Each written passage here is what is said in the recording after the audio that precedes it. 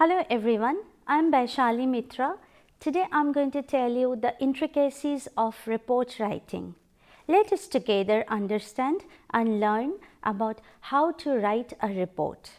A report is a formal draft. A report writing skill is a formal communication skill.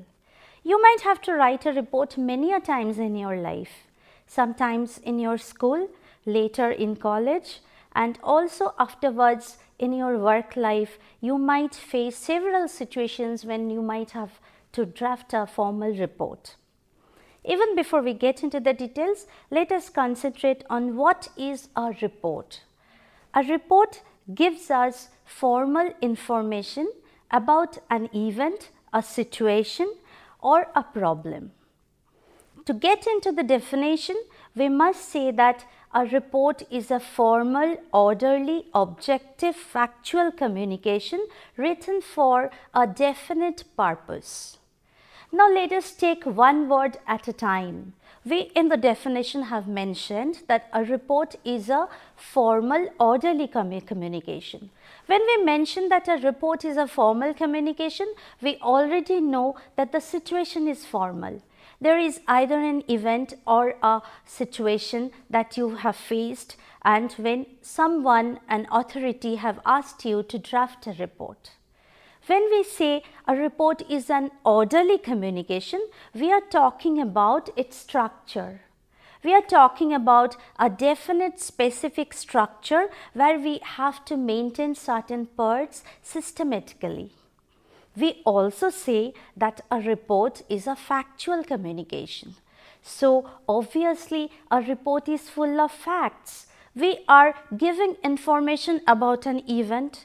We are giving information about a situation through our report. So we jot down the data, the statistics, the details of that particular event, which makes it factual. And we also ended the definition by saying that a report always would have a definite purpose. There is always a reason, a formal reason for which you are required to draft a report. The report, definition wise, the report also says that it is an objective communication. Now what do we understand by the term objective?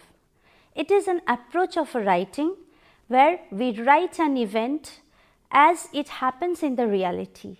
The report writer's own opinion or feelings are totally absent there.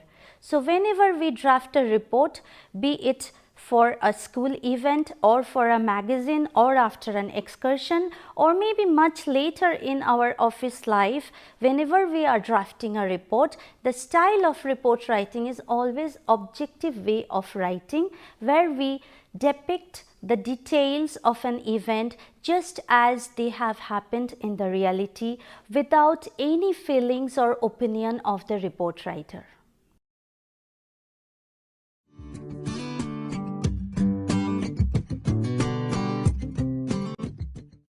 There are different types of reports that we come across. First of all, say for example, a newspaper report.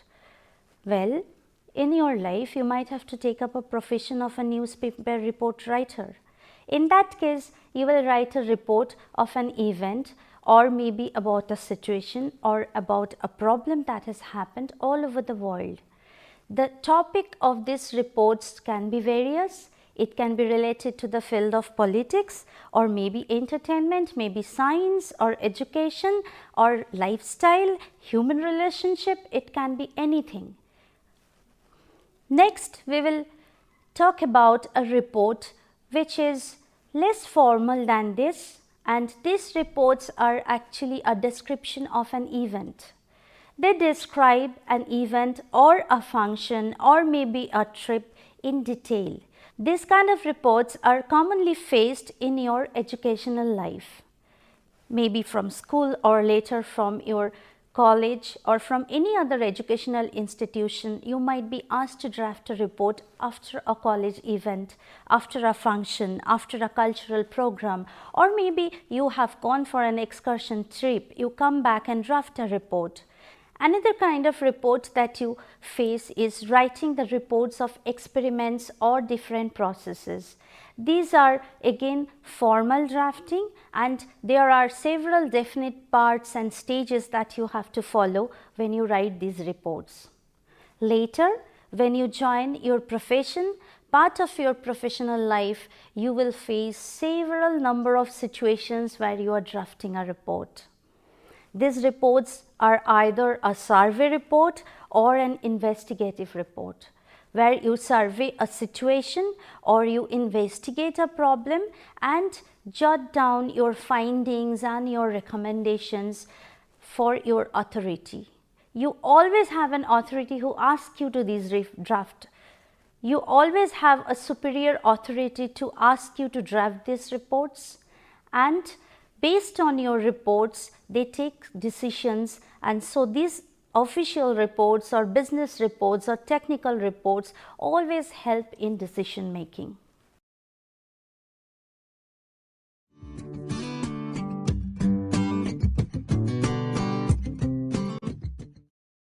If we concentrate on the report writing style, we will understand that a newspaper report is always written in an impersonal and objective manner. Over here, the situation that has happened about which the report is being written is more important, and the writer's own feelings or opinions would never come into the play. So, newspaper report writing style is always formal, objective and impersonal. Now, if I go to the report that is being written about events that you face in a school, which are more factual in nature, are less formal in style than the newspaper reporting. These reports are more in detail in comparison to the newspaper report again. Newspaper report, the fact, brevity is very important. But if you come down to these reports which you draft to talk about the details of an event that has happened in your college, you make it more detailed as per the venue, the time, or maybe the sequence of events. These reports are mostly written in more than one paragraphs. Now, coming to another kind of report where we are writing a report about a scientific experiments. Over there again, the style is impersonal because the person who has done the experiment is not so important, but we write in detail the procedures through which the experiment has taken place. These reports have various steps to maintain. Now, let us talk about reports that we draft in our professional life, the reports that deal with certain situations or problems that we face in our professional world. These reports again are very formal and they are written in different specific parts. You investigate, then you draft the procedure of your investigation.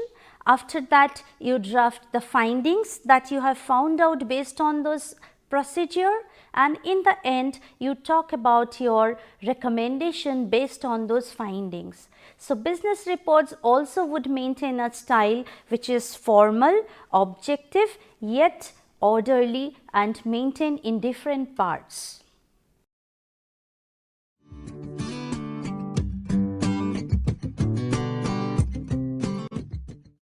When we draft a report, the language of report writing is very important. We have to be very sure about the language we use when we are drafting our report. A report writing language is always has to be very clear, concise, compact and conversational. You don't have to really be a Shakespeare to write English over here, but day-to-day conversational common language common English language is used in report writing. At the same time, you have to be very clear about the fact that correctness is also necessary. Coming to the jargons or the technical terms, it depends. If your report is going to be circulated inside the organization, say for example, you draft a report on behalf of your office for internal circulation, you can use jargons and technical terms related to the field of your business, because all the office people are going to understand that. On the contrary, if you are drafting a newspaper report, you cannot write a jargon or a technical language. Doesn't matter about which field you are writing that report, because a newspaper is for common mass. Anyone and everyone is going to read that report. So you will have to avoid that technical language over here. This is what we call is adaptation. A person who is drafting the report will have to be aware of the fact that who are going to be the readers and what is the situation or the purpose for which he or she is drafting the report, and accordingly he has to suit his language. This adaptation style will always make you a winner as a report writer. Now let us discuss about the language of newspaper report. We already have established when we discussed the style of report writing that it is an impersonal and objective style that you would have to maintain. When you are drafting the verb in the headings of that news, you either can use simple present tense or you can use a past participle or maybe an infinitive to draft that heading. Say for example, if I say the President of India leaves for SAARC meeting. Leaves over here is the simple present tense that I am using in the heading. I can also draft the heading of a news by saying that all the forts in Delhi given a facelift. Given a facelift, given is the past participle that I am using in that heading.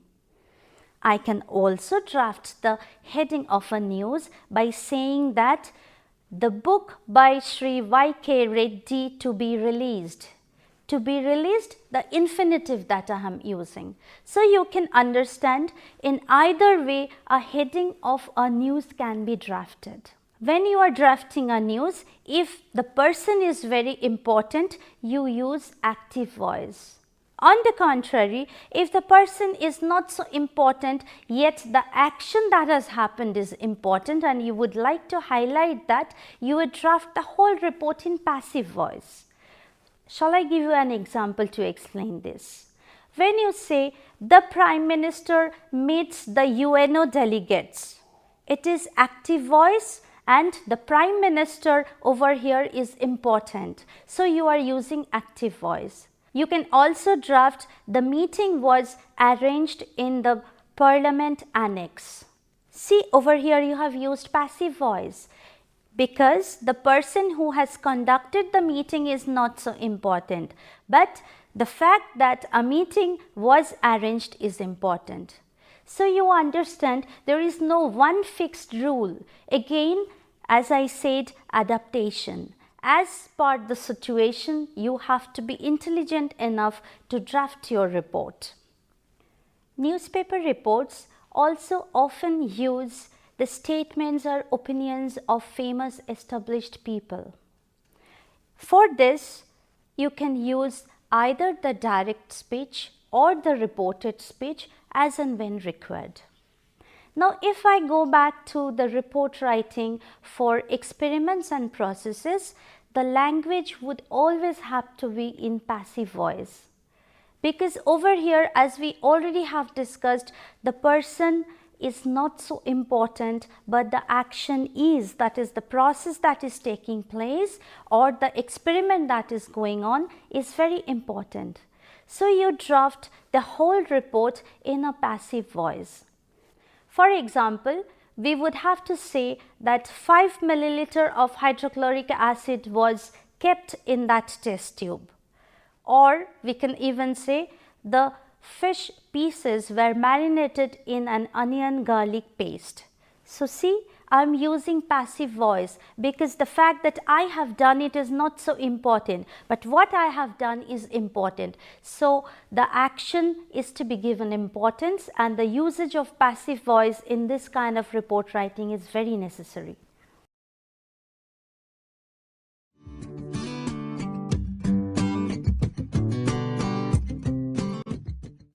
other than the newspaper reports, all other reports follow a fixed format. Say for example, a business report. The first stage involves meetings, data collection, investigations, different kinds of surveys, etc. In the second stage, the writer has to arrange all that he has gathered, all the information that he has gathered in a fixed format. In the second stage, the report writer gathers all this information that he has collected in a fixed format. First, he writes a title page. In the title page, he writes the subject of the report, that is, why has he drafted the report, in one phrase, which becomes the title of the report. And he adds up the report, by whom it is being written, also the name of the person who has authorized him to write the report. All this information goes in the title page. In the second stage, he also writes a letter of transmittal. Pay attention, it is called a letter of transmittal. It is a small cover letter which is added with the main report. Through this letter, the report writer conveys the information or sends the report from him to the receiver, who is the authority or who is supposed to receive the report. Next, there is the content page. In the content page, it is the list of all the parts and subparts of his report along with page numbers. And then comes the executive summary. The executive summary is nothing other than the summary of the whole report. But one has to remember that the executive summary should stand on its own. That is, all the important key points of the whole report should exist in the executive summary as well. And then comes the actual report, which is again divided into introduction, main body and conclusion. In the introduction, the report writer introduces the topic, talks about the scope limitation of his investigation, also writes a little bit about the procedure of his report writing. In the main body are all his findings. Whatever he has found out, along with proof and analysis, he is going to draft in that part. The main body of the report can be one paragraph, can be even more than that. In the end, the conclusion, and the conclusion is actually the report writer's recommendations based on which the authority can take decisions. An appendix is a list of all the information that the report writer wants to provide extra. In case he has used some newspaper article as a proof, he can add that in that appendix. And in the end of the report comes the bibliography. Bibliography again is the list of references. All the references of the books, the magazine, the journals or even websites that he has referred while drafting the report.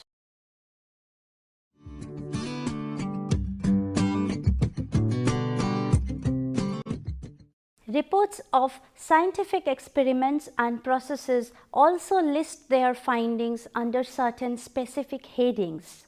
Number 1 is aim. They have to write down the objective for which they are doing the experimentation or the process. Next comes the list of apparatus. Whatever apparatus they have used in the experimentation, that too has to be mentioned in the report. After that, it is the procedure. In the procedure, a detailed description of all the processes or the steps that has taken place has to be noted down. Along with this, the principle of the experimentation is also added, and in the end, it is the observation and the conclusion. First comes the observations, that is based on the procedure of the experimentation. Whatever the report writer has observed, he has to note that. And The whole experimentation must have given some conclusion to the report writer that is noted down as the end of the report.